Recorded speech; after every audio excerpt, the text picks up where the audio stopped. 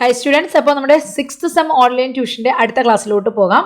അപ്പോൾ നമ്മളിപ്പോൾ പഠിച്ചുകൊണ്ടിരിക്കുന്നത് ചൈൽഡ് ഹെൽത്ത് നഴ്സിംഗ് 1 യൂണിറ്റ് 1 ആണ്. ഇന്ന് നമ്മുടെ അതിൻ്റെ ലാസ്റ്റ് ക്ലാസ്സാണ്. അപ്പോൾ അതിൻ്റെ തിയറി ടോപ്പിക്സുകളെല്ലാം നമ്മൾ കഴിഞ്ഞ 9 ക്ലാസ്സുകളായിട്ട് കംപ്ലീറ്റ് ചെയ്തു. ഇന്ന് ഈ 10ാമത്തെ പാർട്ടിൽ നമ്മളതിൻ്റെ ലാസ്റ്റത്തെ പോർഷൻ, അതായത് ചൈൽഡ് ഹെൽത്ത് നഴ്സിംഗ് പ്രൊസീജിയേഴ്സ്.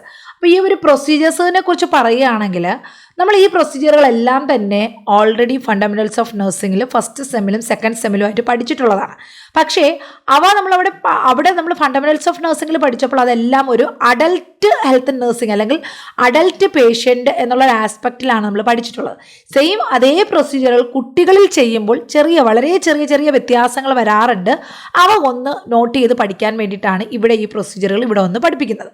അപ്പം ഞാനിവിടെ ഒരുപാട് ഡീറ്റെയിലായിട്ട് പറയത്തില്ല, കാരണം നിങ്ങൾക്ക് ഈ പ്രൊസീജിയറുകളെല്ലാം അറിയാം. ഇപ്പോൾ ഇവിടെ തന്നെ സിലബസ് വായിച്ചു കഴിഞ്ഞാൽ നിങ്ങൾക്ക് മനസ്സിലാവും. ഫസ്റ്റ് ടോപ്പിക് എന്ന് പറയുന്ന അഡ്മിനിസ്ട്രേഷൻ ഓഫ് മെഡിക്കേഷൻ. അതായത് ഓൾറെഡി നമ്മൾ മെഡിക്കേഷൻ അഡ്മിനിസ്ട്രേഷൻ ഒരു വലിയൊരു ചാപ്റ്റർ ഫണ്ടമെന്റൽസ് ഓഫ് നഴ്സിംഗിൽ പഠിച്ചിട്ടുണ്ട്. എല്ലാ മെത്തേഡിലും ഓറലി എങ്ങനെയാണ് മെഡിസിൻസ് അഡ്മിനിസ്റ്റർ ചെയ്യുന്നത്, എൻട്രിക് റൂട്ട് വഴി എങ്ങനെയാണ്, പാരൻട്രലി എങ്ങനെയാണ്, IM എങ്ങനെയാണ്, IV എങ്ങനെയാണ്, സബ്ക്യൂട്ടേനിയസിൽ എങ്ങനെയാണ്, ഓരോ രീതികളും നമ്മളവിടെ പഠിച്ചിട്ടുണ്ട്. അപ്പോൾ ആ പഠിച്ചത് തന്നെയാണ്, പക്ഷെ ചെറിയ എന്തൊക്കെ കാര്യങ്ങൾ പ്രത്യേകിച്ച് കുഞ്ഞുങ്ങളാകുമ്പോൾ നമ്മൾ എന്തൊക്കെ ശ്രദ്ധിക്കണം അത് പ്രധാനമായിട്ടും നോട്ട് ചെയ്യണമെന്ന് മാത്രമേ ഉള്ളൂ. പിന്നെ അത് കഴിഞ്ഞാൽ രണ്ടാമത് പഠിക്കാനുള്ളത് കാൽക്കുലേഷൻ ഓഫ് ഫ്ലൂയിഡ് റിക്വയർമെൻറ്റ്.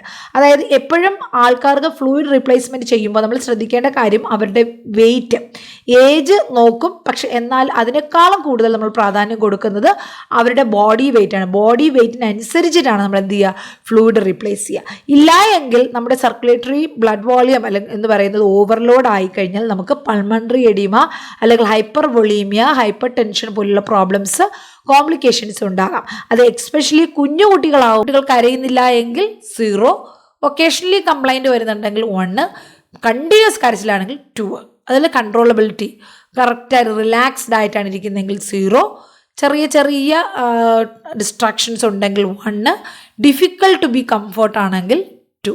അപ്പോൾ ഈ ഒരു ഫ്ലാഗ് സ്കെയിലും ഇത് യൂസ് ചെയ്യുന്നു, പെയിൻ അസസ് ചെയ്യാൻ വേണ്ടിയിട്ട് കുട്ടികൾ യൂസ് ചെയ്യുന്നുണ്ട്. നെക്സ്റ്റ് അടുത്ത് വരുന്നതാണ് ന്യൂമറിക് പെയിൻ സ്കെയില്, അതായത് നമ്പർ വെച്ചിട്ടുള്ള സ്കെയില്. ആ സ്കെയിലൊന്നും നമുക്ക് കാണാം. ന്യൂമറിക് സ്കെയിൽ ഇവിടെ കാണാം. അത് 0, none, 1, 2, 3 ആണ് സ്കോറെങ്കിൽ മൈൽഡ്, 4, 5, 6 ഇതിലേതെങ്കിലും ഒന്നാണെങ്കിൽ മോഡറേറ്റ്, 7, 8, 9, 10 ഇതിലാണ് ന്യൂമറിക്കൽ വാല്യൂ വരുന്നതെങ്കിൽ സിവിയർ പെയിൻ. അപ്പോൾ ഇത്രയുമാണ് നമ്മുടെ ഈ ഒരു പെയിൻ അസസ്മെൻറ്റ് സ്കെയിൽ എന്ന് പറയുന്നത്. Numerical pain scale, flag scale, faces scale, ഇത് 3ഉം പഠിക്കണം. പിന്നെ ടൈപ്സ് ഓഫ് റെസ്ട്രൈൻസും നോക്കി വെക്കണം. അപ്പോൾ ഇത്ര കണ്ടൻറ്റോട് കൂടി നമ്മുടെ ഈ ഒരു ചാപ്റ്ററിൻ്റെ ക്ലാസ് ഇവിടെ തീരുകയാണ്.